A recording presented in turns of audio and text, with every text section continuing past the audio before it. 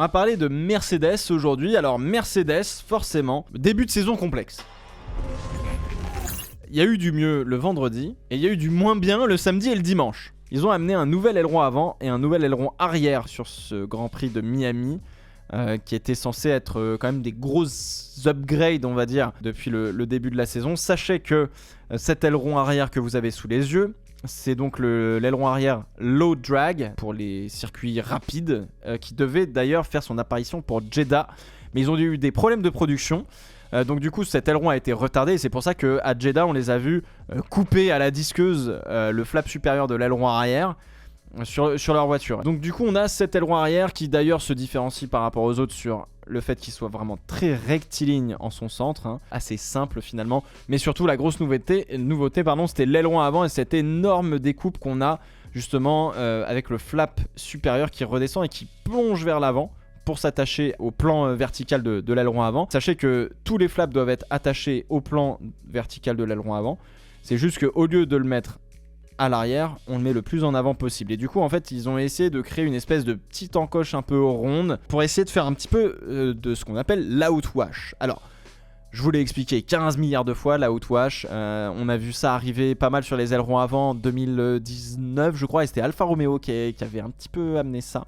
Justement avec un aileron avant qui redescendait beaucoup sur le côté et où finalement ça s'ouvrait un petit peu pour faire passer le flux d'air sur le côté de l'extérieur du pneu pour essayer justement de dégager tout cet air sur l'extérieur et que ça vienne pas perturber justement le reste des appendices et de la carrosserie notamment à l'entrée des bargeboards anciennement, etc. Là, le but du jeu c'est un petit peu la même chose. En fait le problème qu'ils ont chez Mercedes c'est qu'ils ont du porpoising, donc des rebonds, et que grosso modo ils ont des rebonds très tôt. Ça veut dire que la voiture s'appuie et génère des rebonds à plus faible vitesse que d'autres écuries. Par exemple McLaren a très peu de rebonds. Peut-être que McLaren a des rebonds à 340 km/h alors que Mercedes va les avoir vers 260 km/h, tu vois. C'est pour l'exemple, C'est un énorme raccourci et c'est peut-être pas le cas.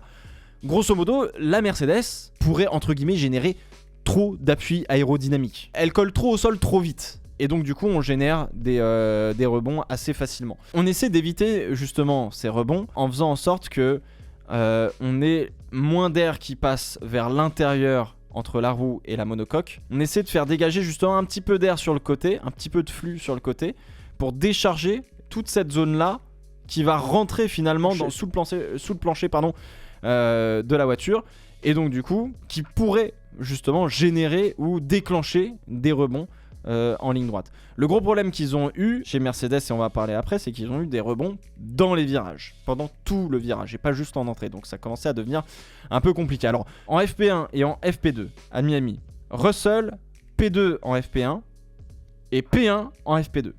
Hamilton en FP1 P8 et en FP2 P4. Puis on a dégringolé le samedi. En fait le problème c'est que ils ont testé leurs améliorations, ils avaient un super rythme visiblement par rapport aux autres en tout cas. Il faut qu'ils baissent la garde au sol pour que justement elle fonctionne d'un point de vue aérodynamique comme ils l'ont pensé en soufflerie, en CFD, etc.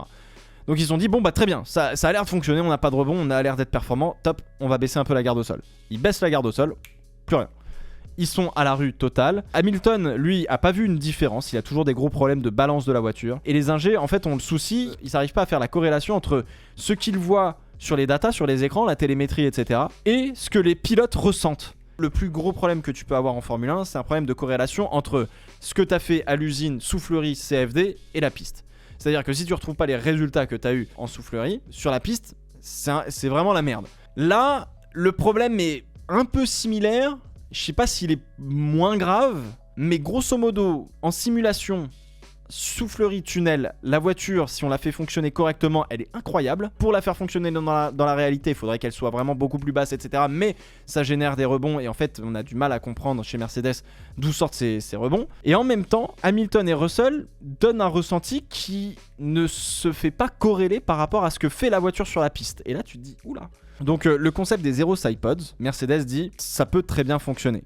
Toto Wolff a dit que en fait avec ce concept d'avoir très peu de sidepods entre guillemets, c'est que le plancher est beaucoup plus exposé par rapport aux autres voitures, je pense notamment à Ferrari. Et en fait, ils n'arrivent pas à rentrer dans cette petite fenêtre pour pouvoir exploiter le concept et la voiture comme elle a été pensée. Le concept est donc pas mauvais en soi, tu vois, et il est probablement très redoutable. Je pense que le jour où ils arrivent à faire fonctionner ça, la Mercedes, elle peut être giga redoutable. Après, à quel point ils vont réussir à aller chercher plus de performance sur ce concept-là, c'est une autre question. Mais le concept en lui-même, à mon avis, je pense qu'effectivement, si tu le fais fonctionner correctement, il peut être redoutable. Est-ce qu'on pourrait dire que la Mercedes génère trop d'appui aérodynamique trop tôt? Je pose la question, je sais pas du tout, hein. Est-ce qu'ils en ont pas fait too much du coup? Factuellement, la voiture est tellement sensible qu'elle fonctionne sur une piste glissante à Miami le vendredi matin et le vendredi après-midi. Mais alors dès que la piste se gomme et s'améliore, la voiture fonctionne plus. Pour terminer un petit peu sur Mercedes, hein, Russell et Hamilton, c'est quand même pas d'étanche, qu'on se le dise. La voiture, elle est pas non plus à l'arrière de la grille, hein. Elle est pas catastrophique, la voiture. Il y a eu un ou deux moments un peu compliqués, que ce soit pour Russell ou Hamilton, mais dans l'ensemble, ça fonctionne pas mal, ça ramène quand même beaucoup de points à la maison.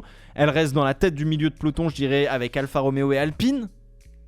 Et ça se bataille peut-être avec AlphaTauri et les Haas, c'est un peu compliqué. S'ils arrivent à la faire fonctionner, j'espère qu'ils vont pas mettre une seconde à tout le monde, hein. Il y a une vraie question qui se pose. Est-ce que Mercedes n'aurait pas un gros problème de suspension plus que d'aéro? Est-ce que finalement le problème qu'ils essaient de résoudre via l'aérodynamisme, ils le font par l'aérodynamisme parce qu'ils ne peuvent pas le faire par les suspensions qui ont été très simplifiées cette année d'un point de vue technique. En plus de ça, on est obligé d'avoir une voiture très rigide pour pouvoir être performant, avoir une assiette neutre parce qu'on veut de l'effet de sol. Est-ce que ils sont limités par ce facteur-là en se disant mince, on peut pas jouer sur les éléments plus mécaniques de la voiture pour résoudre les problèmes de rebond.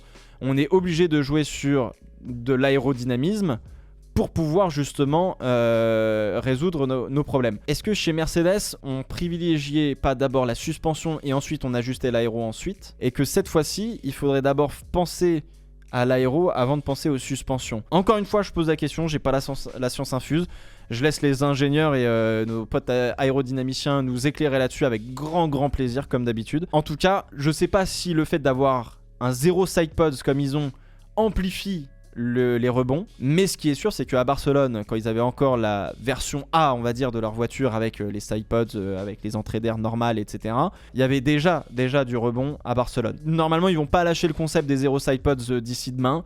Ils devraient amener des améliorations à Barcelone. Mais voilà, j'avais envie de vous parler un petit peu de ces amis de chez Mercedes. En fait, ce que j'ai hâte, c'est de voir Mercedes résoudre ses problèmes pour comprendre d'où vient le marsouinage, les rebonds, etc. Pour qu'on comprenne justement en fait ce qu'il faut faire, ce qu'il faut pas faire et pourquoi.